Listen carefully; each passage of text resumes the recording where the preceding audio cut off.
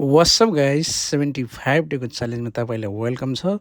आज डे 8 हो। म र मेरो साथी जिम आएँ। जिम आउने बित्तिकै मेरो डेली रुटिन साइक्लिङ। फर्स्टमा ज्यानलाई तताउनाले, त्यसपछि डम्बल करिङ गऱ्यो।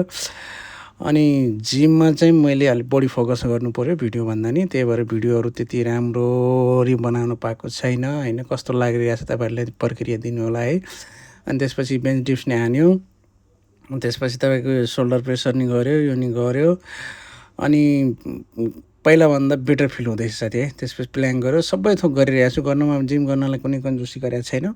भिडियो पनि त्यति अब मलाई राम्ररी एडिट गर्न आउँदैन, राम्ररी त्यति बनाउन आइरहेको छैन। जस्तो आइरहेको छ त्यस्तो बनाइरहेको छु।